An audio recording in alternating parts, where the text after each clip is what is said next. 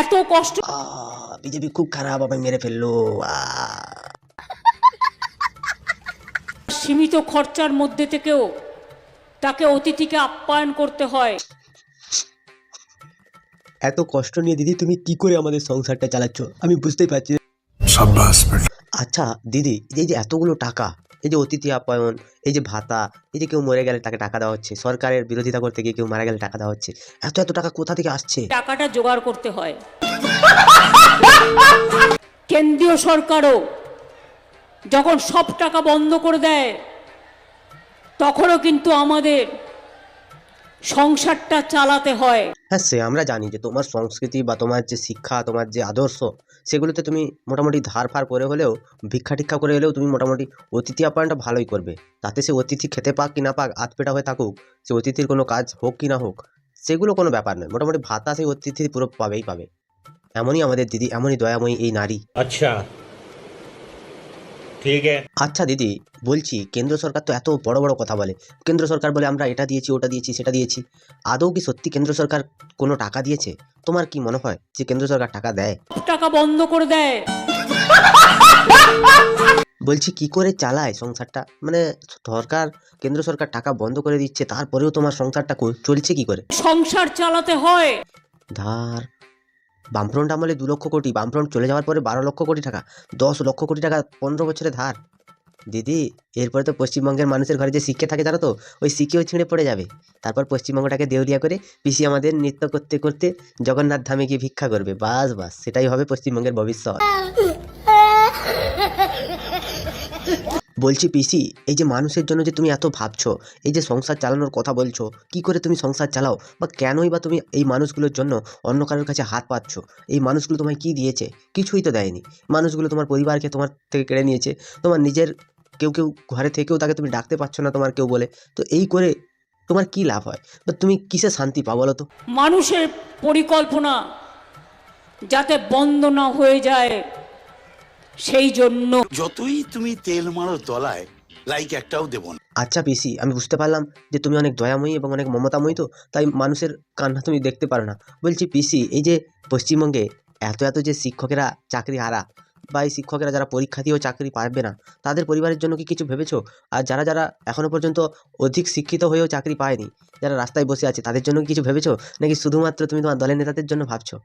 এটাই তো তোমার আসল পরিচয়, তাই না? নাটক কম করো প্রিয়। যাই হোক, এতক্ষণ তো আমরা এই সব আলোচনা করলাম চাকরি বাকরি নিয়ে, টাকা ধার নিয়ে। বলছি দিদি, বাংলার বাড়ি নিয়ে কি তোমার কাছে কোনো ব্যবস্থা আছে, নাকি সেটাও তুমি অভিষেকের বাড়িটাতেই সব ইনভেস্ট করে দিয়েছো?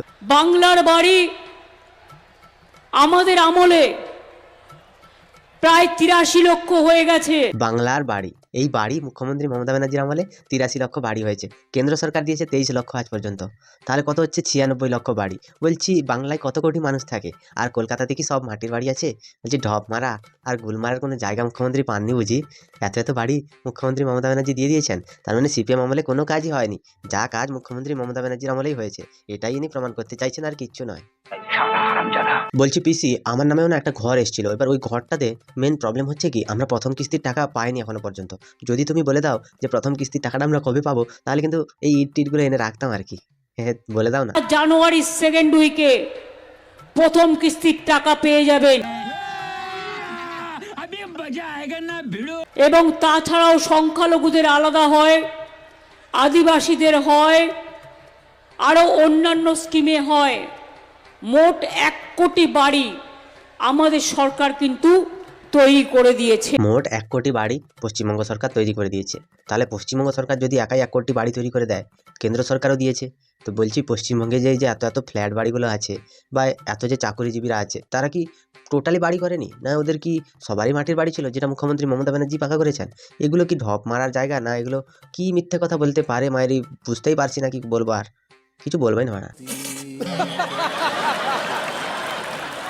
বাড়ির কথা তো অনেক হলো। বলছি দিদি, পশ্চিমবঙ্গের রাস্তাঘাটের অবস্থা খুব শোচনীয়। এই যে বিশেষ করে গ্রামের রাস্তাগুলো, ওখানে যাওয়াই যায় না, এত পরিমাণে প্রবলেম হচ্ছে যে গাড়ি টাড়ি নিয়ে মানুষ উল্টে পড়ে যাচ্ছে। তারপরে আছে ধান কাটা গাড়ি, এইগুলো গিয়ে গিয়ে গ্রামের রাস্তাগুলো পুরো 12টা বাজিয়ে দিয়েছে। তুমি কি রাস্তা টাস্তা নিয়ে কিছু ভেবেছো?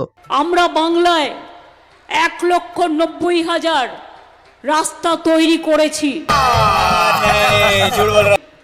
এবং আরো 20,000 নতুন রাস্তা আমরা তৈরি করছি। ভাবো একবার, পশ্চিমবঙ্গের রাস্তাই ছিল না, 20,000 নতুন রাস্তা আবার তৈরি হচ্ছে। মানে ওই রাস্তাগুলো হচ্ছে জঙ্গলের ভেতর দিয়ে, নদীর তলা দিয়ে, সমুদ্রের তলা দিয়ে, আকাশের উপর দিয়ে রাস্তা হচ্ছে। মোটামুটি 20,000 রাস্তা কিন্তু তৈরি হচ্ছে, সেটা মুখ্যমন্ত্রী মমতা ব্যানার্জির আদর্শেই হচ্ছে।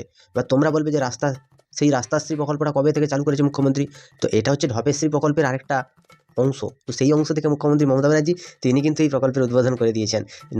কত যে রাস্তা পশ্চিমবঙ্গে হয়ে যাচ্ছে সে আর বলার কথা নয়। समझ रहे हो समझ रहे हो आप समझ रहे हो। বলছি দিদি, আমাদের রাজ্যে এই যে কেন্দ্র সরকার এই যে ইলেকশন কমিশনকে নাকি ব্যবহার করে কী সব করছে, ফর্ম টর্ম ফিল আপ না কী সব করছিল, এবার তাতে কি ওই যে আমাদের রাজ্যের লোকেরা খুশি আছে? খুশি তো নেই। এবার তারা যারা মারা গেছে, শুনেছিলাম, দেখেছিলাম টিভিতে, বলছি তার কজন মারা গেছে বলতে পারবে? SIR এ মারা গেছেন আজ পর্যন্ত 40 জন বাংলায় শুধু।